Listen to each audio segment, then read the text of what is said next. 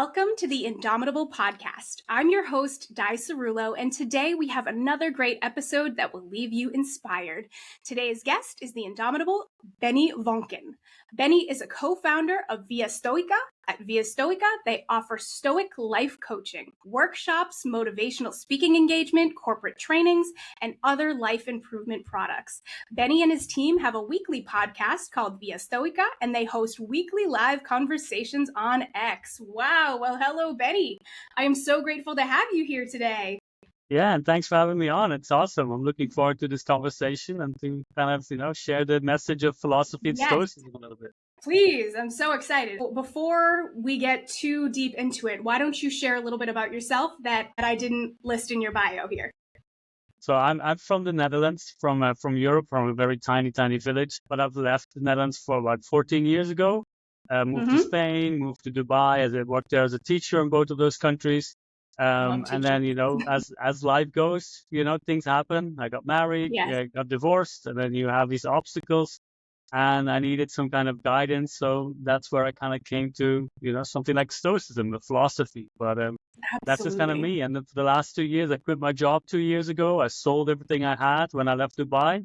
And I've been traveling for like 2 years. I've been on and off in the Netherlands. I'm in the Netherlands at the moment, but I was 8 months in South America, looking after houses, pet sitting and all that stuff. So kind of keep myself busy here and there. I think I'm living the wrong lifestyle. So while I sort of think about that and how I'm not pet sitting in South America, why don't we start off explain like I'm 5 what Stoicism is so that we can start at an even jumping point for everyone.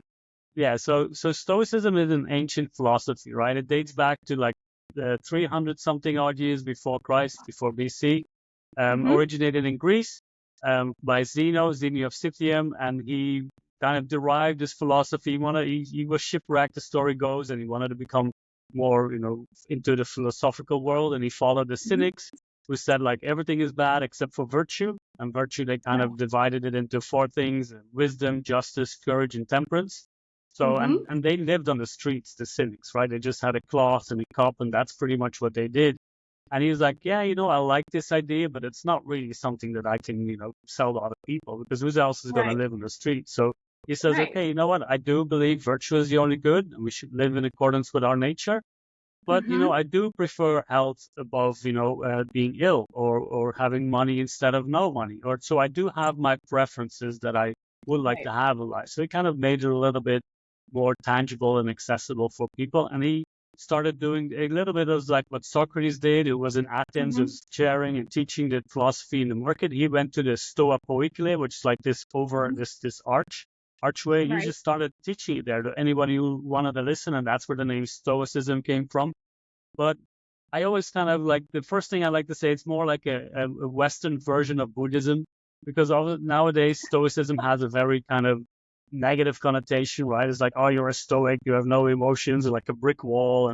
And the more I went into it and the deeper I investigated, it really showed me that it wasn't. It's really a philosophy about being here in the present, looking at what you can control instead of what you can't control, understanding your emotions, and then making sure that when you have to decide how to act or what to do, you don't act out of your emotions, but you use reason and logic. So the Stoics, they say that this is, they say like we've been given this power from divine, from God, from providence, from nature, whatever you want to call it. But we have reason and logic. So we can make sure that we make the best judgments on whatever happens to us, whatever external event happens. Right? There's that control, that dichotomy of control. And I have only control over my own opinions, right? My own judgments, my own actions. The actions of anyone else, that's really not my concern.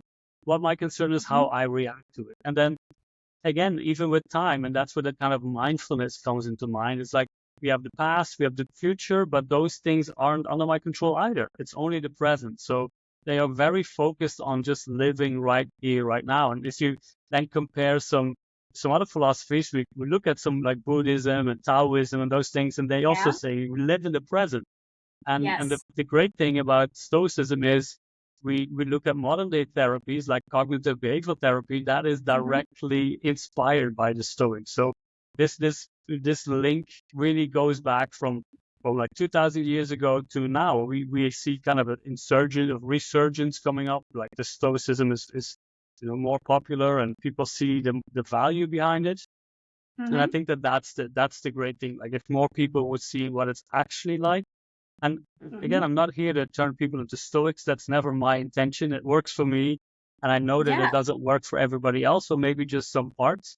But it is really important for people to think more about having a philosophy of life. Like, why are you living? Why are you doing things? What is your nature? How are you following? And I think that's the main crux of it. And there's some historical things that goes from Greece to Rome, and then you can see trickling down. Even within Christian religion, you can see a lot of Stoic beliefs coming back. But in the pure sense of it, it's to live virtuous, to follow your nature, and to find peace and calm and serenity in your life. That's pretty much what it boils down to. Those are what all the old religions say. I think that's interesting. Kind of a like a thread of commonality, which I always found when I was studying religions throughout my life, that the things that we had in common were probably the things that were true. So that's fascinating. You say Western Buddhism. I think that that's interesting because, Buddhism tells us that the root of all suffering is that need to control those expectations, right? So how does Stoicism respond to that? It's your expectations and your comforts that are really driving your discomfort. Is that the same? Yeah, when we look at the main texts that have survived from back in the day, we look at three Romans. We have Marcus Aurelius, the Roman emperor. We have Seneca, and we have Epictetus. Epictetus was a former slave, and he became a Stoic teacher. He inspired Marcus Aurelius, the emperor. But he starts with that specific fact. He starts with the dichotomy of control, but he also focuses very much on our wants and our desires and the things we wish to avoid. And exactly what you said, that's where all the pain and suffering comes from. And that's why we also label things as good and bad. And the Stoics say nothing is inherently good and bad, which is a very difficult concept for people to get. There's bad things that happen in the world, yes, because we commonly describe those as good or bad, right? But even they say death isn't a bad thing because it's a natural thing. It happens to everybody. It's change, right? Just things change. So how can something that is natural, how can that be bad? So it is exactly as you said, and that's why that link is really important. It's like if you have wants and desires and you want to work towards them and they don't happen, then you're going to feel bad. You're not going to feel good. You're going to feel stressed and worried. That's a very good point. And furthermore, you kind of don't know where I love that story that fable of the old man who always says, we will see, like, we'll see how it turns out. That one? It's one of my favorites where, things keep happening and they seem good or then they seem bad. And he just keeps responding in the same way with, we'll see, right? So his son broke his ankle. Oh, what a terrible thing. We'll see. But now his son can't go off to war. Oh, what a blessing. We'll see, and it just kind of goes over and over like that. And that's kind of always how I think about, these older religion, these older philosophies. It's just like, you don't know the end of the story yet. Like, even as we think about what's happening in America today, when we look and we're like, oh no, these are the things that are happening politically. And it's just like, yes, number one, we're supposed to be constantly feeling this sense of impending dread, or how else are we going to keep our eyes on screens, right? Like, we need to constantly be selling that idea that we're all about to die at any minute. So I guess that's my next question for you. Not politics. I'm going the next way. I'm taking an off ramp right here. So, if people are sort of like pushing away the idea of Stoicism, if people are like, oh, you're trying to turn everybody into Stoics, that sort of connotates like fear to me and fearfulness. Do you think it is just the fear of the unknown? Or do you think that there's something else here in Stoicism that people are uncomfortable with? Is it just that we don't know what we don't know and we're afraid of what we don't know? Or is it like, is there something specific they're avoiding? Yeah, and I like to look at that from two sides, right? I think, first of all, having that fear, and I like what you said with, that's what keeps us attracted to screens, but it also keeps us distracted from our own life, right? So if we have that fear, then we can point fingers and we can say, oh, this is why I'm unhappy.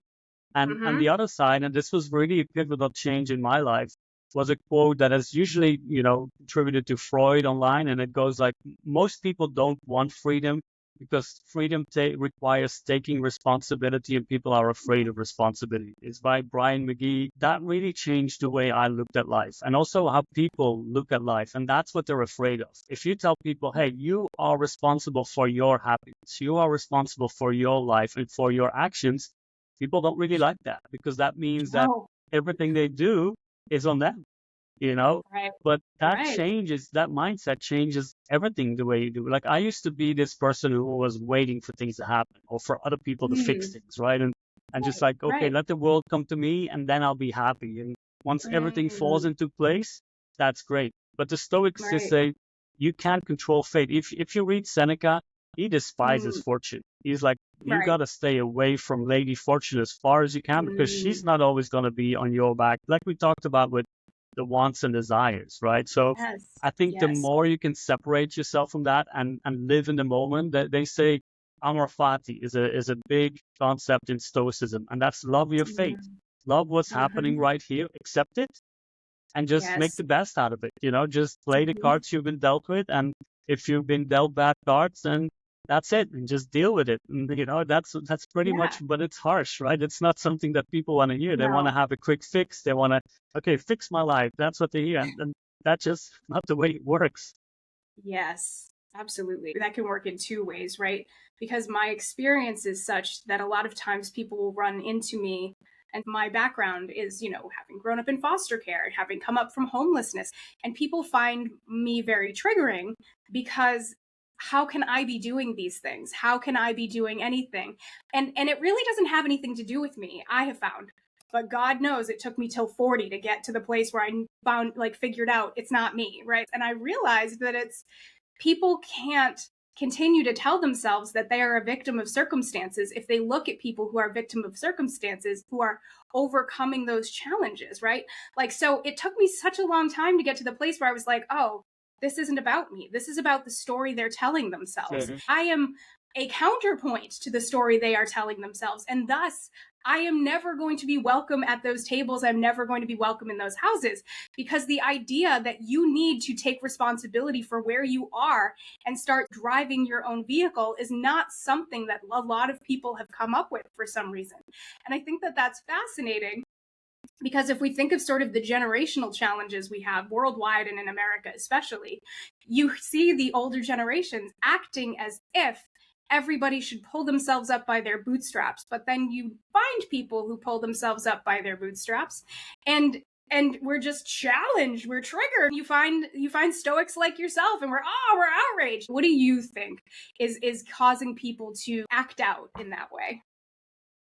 I think it's a sense of, that it's possible and that they're not doing it. So it's kind of Yeah, maybe a sense of shame.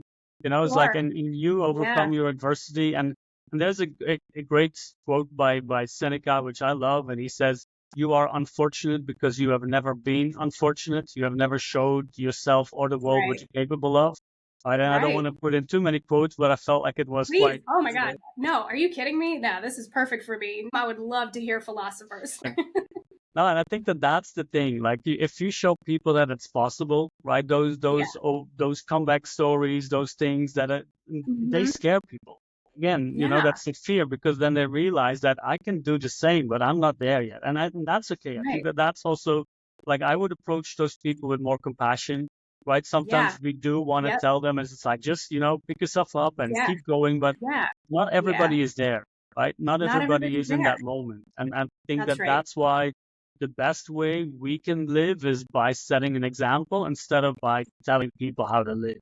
So, for example, your story will inspire those who are ready to hear it and who are ready That's right. to, take Yep. on the challenges of their life. And some aren't. That's it. And maybe they need to take, 10, 15, 20 years more, but that's okay. So I think it's your story is greatly inspiring, but also greatly terrifying for some people who Greatly say like, hey, triggering. it's up to Yes. me.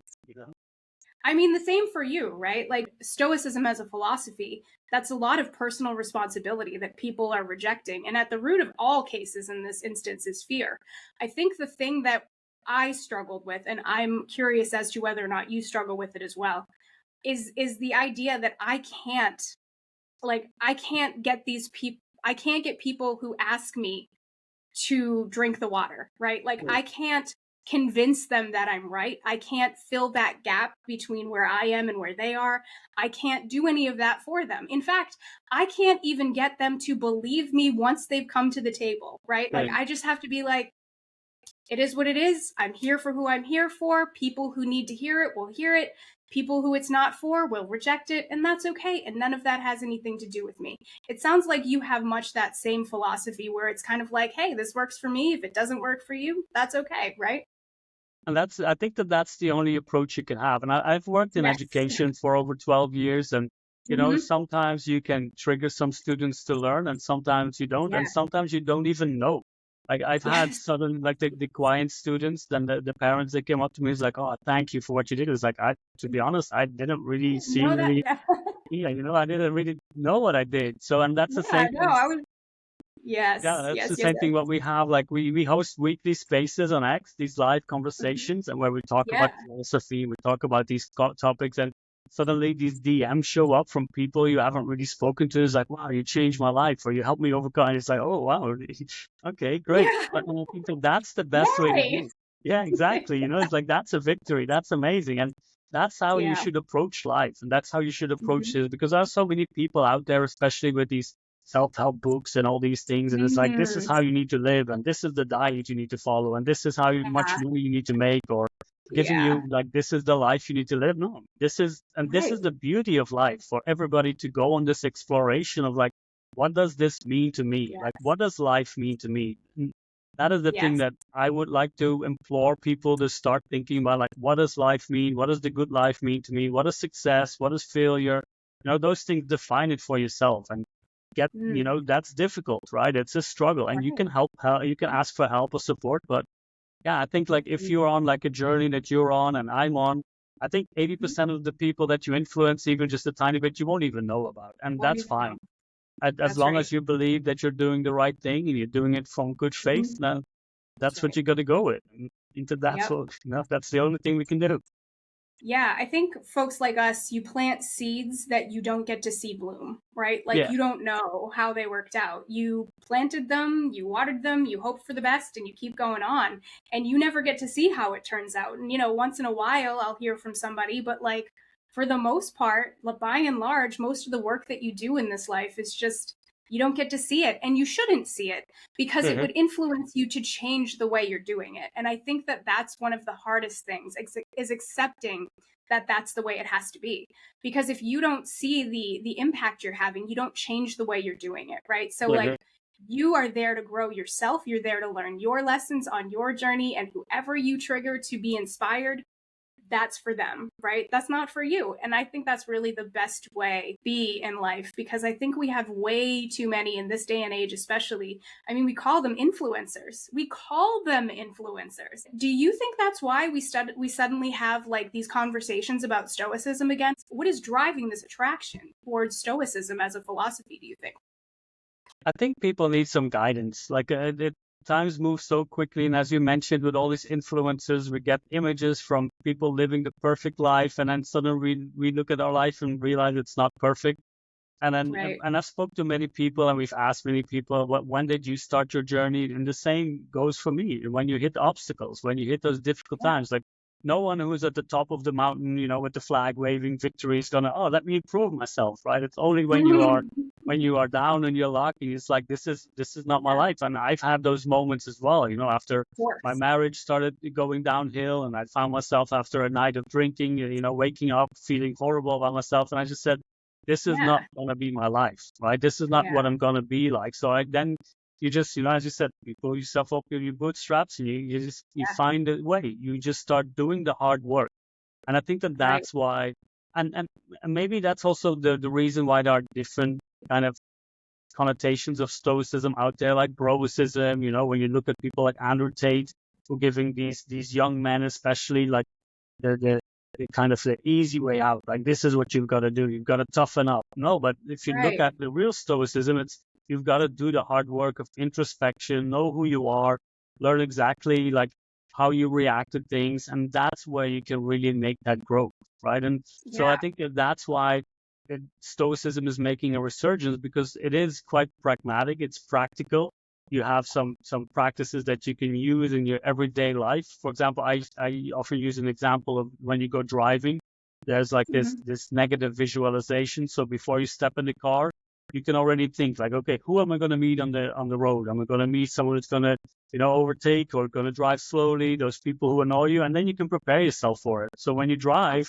you see those people like, there they are. Great. Now I know what to do. So there's a lot of practicality in it. And I think that that's what people start to see. Like, this is actually helping me live better if, applied in the right way. But even if you just take little bits of it, it can help you. And it comes back in so many ways. I read a lot of things. I was reading the Tao Te Ching the other day. It's like, oh, this could be Stoicism, or, other books. It's like, hey, this is pretty much aligned. So I think that that's kind of like, because it's just common sense in most of the things. And I think that that's something that we need a little bit more of in the current world.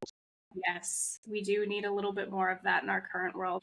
You mentioned Andrew Tate. I think what I find fascinating about people who are living like someone like Andrew Tate, they aren't really looking at the thing that's hurting, right? And in fact, what they're doing is taking the hurt and they are expelling it outward, right? They are, it's women. They're looking for someone to throw that anger, the rage, right? The not unmet expectations, the things that you talk about waking up one morning after a night of drinking and feeling that hangover shame, right? Shame that you would feel from not knowing that you could be better. And what they're talking about is saying, that's because of any group of people we would like to have that land on, rather than looking at ourselves, rather than doing the work. What would you say to people who both follow someone like him and someone like you? What is the difference here? Is it what I say it is, and that there's a self-reflection component to healing, or like how would you describe that? I think the difference is, when I look at Andrew Tate, and to be honest, I don't really listen too much to him. I always obviously looked into him a little bit because we talk about this topic, not a lot and not too much, but I do think it's that they offer an easy fix, and they also give you a false image of what happiness and success looks like. And like I said, I lived in Dubai, and there's people who go there to rent a villa, rent a sports car, have some fake money, and make all those clips. So we have to know what is reality and what is real life. And as you said, like, to have your own hurt inside, it is then easier to just point it to someone else and say, this is why I'm hurting, right? You are the reason and not me. Or maybe like the things that happened to me. And instead of doing that work, it's easier, right? It's just that quick fix. And that's another thing in what we need right now, is what a lot of people feel they need, is that it needs to be fixed right now. And as long as I have a lot of money, a lot of cars, a lot of these things, and that's what we do in the coaching. I've had a couple of clients that I've worked with who they had their identity tied to these external possessions, right? It's like, this is who I am. Look at how well I live because I have all this money. And the sad thing is that a lot of people who follow people like Andrew Tate or others, they will never reach that level, because because even to reach that level, you need to work hard and you need to do a lot of things. But I think, as you said, the difference is, what I focus on is asking the questions. What does this mean to you? Why are you doing these things? Doing that introspection. Why does this hurt? Why is this difficult? And I think by asking those questions, you really get to the core of things. And it's not necessary to immediately solve everything, but at least to separate them from what's happening, right? It's like, okay, I feel triggered by this. Let me just take a second. Let me just take a pause before I act. And for example, anger is one of those emotions that Andrew Tate talks a lot about, right? They just like fuel on it. It's like, anger is good because then you're a man. It's like, well, have you seen what anger leads to, right? Seneca calls it momentary insanity. So, they say anger is the first emotion you want to try to get away from, because once you start it, it's very difficult to stop. So it is good to know where it comes from, right? It's not like, okay, let's push it aside. Let's see, why do I get angry? And then then put a pause in place before you act. Okay, I get angry, go for a walk. Even if you need to go for a walk for 2 hours or a day, and then come back and act, right? But the more you practice that, the shorter that pause comes. So the difference really is like doing the actual hard work. instead of Right. just putting a band-aid over it and just pointing what you said, the finger, because Yes. that's what they're doing. Just Yes, saying because you're to that's what they're blame for doing. my misery and not me. That's right. And it is back to that place of unmet expectations and having expectations for how your life should go, and somebody telling you that's the life they're living, even though we know now that's not really how they're living. So many people will want the easy fix. So many people will want to put a band-aid over a bullet wound. When you think about the people you quote unquote hate, I like to think, what is this person teaching me that I'm trying not to learn, right? Like, what is happening here? What do I hate about this? What is making me angry here? I have found in my 40 years now, my anger is usually about, I've been in therapy for 35 years, just to be clear on my anger. It's a little bit more on purpose. I have found that whenever I'm truly angry about something, it is because I feel it's my defense mechanism, right? It is noticing that I am being treated in a way that I do not deserve or that I do not agree with. I think that you're absolutely right about anger. I think that a lot of times we're seeing it be used in a way that it should not be used. Fear always works as a control mechanism. Anger's right beside that, stoking the anger against other people, especially against other people that we want people to be angry at. It feels like a fire that we light that burns out of control, right? We light it because we think that this is going to be helpful. And in fact, it burns down the village. It burns down everything. What would you say to somebody listening to you for the first time if they're feeling sparked by this conversation? Like, maybe I should look into what he's talking about. Maybe I should look into Stoicism. What place are they at, and what would you say to them first? Yeah, I think the place that they're at is going to be different, right? And for example, when we take something like anger, it's like these are all just judgments that we put on stuff, right? We decide whether Yeah. we are harmed by something, because Yes, the that's same right. thing can happen to you and me, and we will have different Mhm. reactions. So Yes, that's that's where right. I would start if you are struggling with, for example, with anger, and a lot of people are, right? That's why the four virtues we have: wisdom, justice, courage, and temperance. I struggle with temperance. That's one of the reasons why I quit alcohol. Right? I just said Yes, that's not good for me. My limit is either right. 0 or 1, and everything beyond Yes, 1, that's that's extreme. That right. goes Binary so. system with alcohol. I agree. Yeah, so that's what I know myself. I've learned that Yeah, the hard way, the fun way, whatever you call it. I've had enough fun, but I've but also you've had a lot learned of it hard doesn't times. matter how you learned it. Exactly. But and so when people listen to this for the first time, I think, and again, compassion and kindness is also very important in this, right? I think the first thing we have to learn to be a little bit more kinder to ourselves and to the people around us, even those Mm-hmm. who trigger us, right? Who spark our Yes. hatred, our fear. We have to say, okay, because the Stoics, they say, and this goes even further, like to Plato and Socrates, they say no one does bad willingly. People do bad things out of ignorance of what the right thing to do is. So if we know that, then we can kind of set the example and give them the right way of doing it. But everybody needs to learn that, and that's the process. So when we are being kind and compassionate, we have to say, I'm on this journey to self-improvement. I'm not perfect, and I'll probably never be there, but I'm going to try to get better every day. And that's something Yep. that I keep in mind, because I mess up many times. I make many mistakes, and I All go the like, time. why did I do this? I know better, but yeah, I'm human, so this Yes. happens. So when you Yeah. start on this journey, it is good to, for example, do some journaling, right? There's the Stoics, they journal. I'm not very good at it. I try to be better at it, but they have like this technique of to journal, write 3 things that you're grateful for at the end of the day, right? Right, one thing that you could have done better and one thing that you want to do the next day. So you kind of start to really actively think about your behavior. I think that that's the Yeah. biggest step, to really start thinking about Mm-hmm. it. And again, journal is one thing, but find your own technique. Find the things that really work for you that you can keep doing, because consistency is also a big part of this. And then you've got to Yep. start with maybe some easy fixes to give yourself the Mm-hmm. confidence that you can do it, that you can see Yeah. some results. Say, oh, you know That's what? I get triggered by this. Let me see how I can deal with this, and then I'll go to the bigger parts. But it right. starts with living more mindful or conscious, and really Consciously. looking at your Yes. behavior. Yes, exactly. Starts with reflecting on why we Okay. feel the way we do. When something happens and you look at it and you thought, "Oh, that was terrible. I wish that didn't happen." All of that. And then like 5 days later, something else happens that it's like, oh, I guess that was for the best, and I just didn't know it at the time.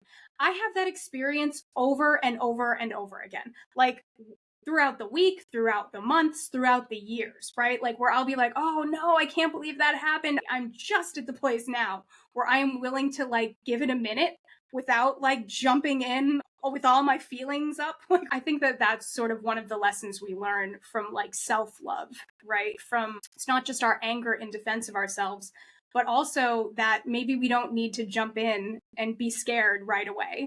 Maybe we need to recognize that this could be happening for us and not to us. That is a good point. I guess we still do need these things today because maybe the context has changed, but the people haven't, right? People sort of stay the same over time. I think that's one of the ways that we can continue to feel stabilized and grounded, is to know that we're going through similar things, if not the same things, the same feelings, the same anxieties, the same, do you know what I mean? So I think that like, philosophies like this have their place, especially in the world today when we're seeing the opposite everywhere we look. When you open one of the ancient texts, you can just read the examples that they talk about. It's like, wow, this could have happened just right now, right? This could have happened yesterday. Yes, exactly. And that's what Marcus Aurelius says, like, all of these things that happen now have happened before and happen again. Have happened Maybe before. Different details, but human nature hasn't changed too much in that sense. Yeah, no, human beings stay the same. Humans are still looking for comfort. They're still, designed to seek out those sorts of things, that safety. We all want the same things. We all have the same basic necessities. None of that has actually changed. And I think that it's fascinating that we think that everything is new all the time. What is your theory on that? What else is older than we think? That's the great thing from having traveled and having had that fortunate, to travel to many different places and many different religious backgrounds. And, I've lived in Arabic countries and in Spanish, whatever. And the great thing there is that you see that most people all across the world really want the same thing: to live peacefully, calm for themselves and for the people around them, the loved ones. And I think once we start to look at that from that angle, we can also start to find more understanding for people we don't understand, right? Because that's where fear comes from. That's because we don't know. And Seneca has a great quote. He says, we suffer more often in imagination than we do in reality, because those fears they build in our head. And the future, we don't know what's going. So I'm going to be afraid of the future because I don't know what's happening. Exactly. Right. So one of the things that I would, use in that sense, even for example, when I'm in bed and you're just ruminating on ideas and you're just like, I don't know what's happening here. I just like, okay, can I do something about it right now? If so, let me just do it. Even if it's like 3:00 in the morning, I'm worried about something. It's like, let me just do it, because then at least it's done and I'm fine. And if not, it's done. Then I just have to focus on what I have to do right now. So I think that the main things that we've seen, that too many people are hung up on externals, right? We see that in the Roman era, that, let's go for fame, for fortune, for clout, and all of that stuff. And that's the same thing now, maybe even worse, right? With the followers, with all these things in social media that people are chasing. But I've heard from many people who have a lot of money and all that stuff, and they say, like, it doesn't really matter a lot if you don't have any purpose, meaning in life, if you don't know who you are. And for me, like, and this kind of, and I like, financial independence, and I really look at my finances as well. And the more I've delved into that, the more I realize that I don't need a lot of things to live a happy life. I really don't. The last 2 years I've been traveling, I haven't really spent a lot, but I've had a great amount of experiences, a great, kind of life. So I think that's where people kind of go wrong, that the happy life is all found in these things outside of ourselves. And that's not, it's really found in ourselves. And if we don't start looking there, then we're never going to find it. That's exactly right. You cannot get validation externally. You can't get it from other people. You can't get it from buying stuff. It is something that you only can get from yourself. And I think that that's probably one of the hardest lessons to learn in life, because you always think to yourselves, you think of all the movies you've ever seen, someday he's going to realize he was wrong about me. Like, none of that happens. None of it. And even if it does, by the time you get to that place, you would not want it. By the time you have wished it into existence and he comes back around and apologizes, it doesn't matter. It doesn't matter then.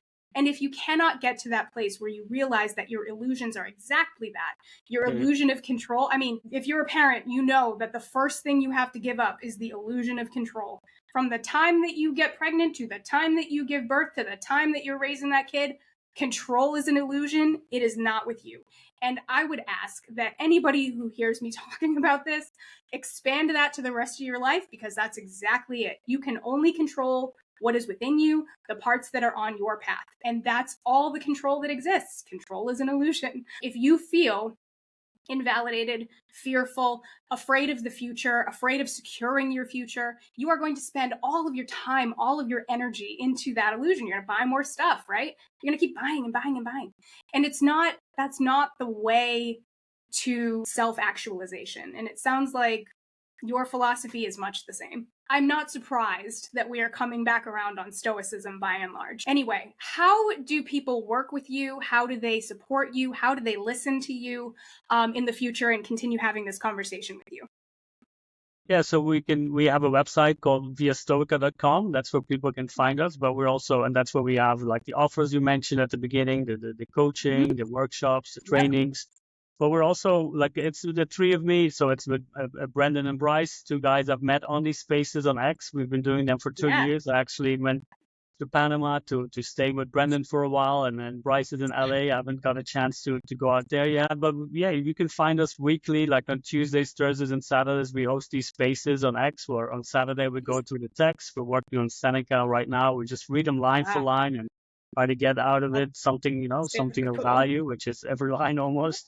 And then on Thursdays and Tuesdays, we have more like general conversations about topics of life, like, for example, what is friendship and how to deal with death. So we have some deeper topics as well, but we just have a general conversation where people come up. And the great thing is, like, Stoicism is often connected with men, but we have so many women join our space and they say, wow, this Stoicism, this is really powerful stuff, and it helped me. So we get a lot of great input from a lot of people, and it helps me. I learned so much from it. If somebody else is going through something totally different than you, it is fascinating to learn what exists within their web, right? Like what's in their periphery. And I get the most amazing book recommendations. I learned so much from people who are just so hyper focused on these sorts of fascinations and these ways of life. So thank you for coming on today and chatting with me about this. I am so fascinated. I'm so excited. Are there any books that you would recommend people read, before they work with you? Yeah, so we do have a list of books recommendations on the website as well, but Marcus Aurelius, Seneca, Epictetus, those are the ancient ones if you want to get started with them. For example, Marcus Aurelius, The Meditations is a must read in my opinion, and one of those great books. You can just open it anywhere, and it's short little text. It was his personal diary, right? It was never meant to be published. So that is a lovely take of it. And then you have, the handbook of Epictetus is kind of similar to that, but it's also like shorter little things. But you have modern texts like Donald Robertson, How to Think Like a Roman Emperor, Massimo Pigliucci, How to Be a Stoic. And you have other of these kind of books as well that I think are very, very good to read and to get you started on this journey. I agree. I had a friend pass me The Obstacle is the Way earlier this year, and I'm so glad, because firstly, I can have this conversation with you and not be, I'm so fascinated by the overlap between all of these philosophies and religions that are all kind of saying the same thing and all sort of pointing in the same direction. So again, thank you for coming on. Thank you for sharing your wisdom. Thank you for sharing these very old philosophies for a new, for a quote unquote new world. I'm very grateful to have you here. But we have to let Benny get back to his important work in the world. And we have all of his links below in the show notes if you'd like to listen in or you'd like to contact him about working together and coaching. I think that would be absolutely fantastic. And I'm so excited that exists. Y'all, thank you for tuning in today. If you enjoyed this episode, please share it with your friends, and don't forget to subscribe to the Indomitable Podcast for more incredible stories of humaning. Remember, my new book, Indomitable, A Foster Care Story, is available wherever you get your books. And finally, as ever, I am so happy to have you here in community with me. And remember, together we are truly indomitable. Take care, everybody.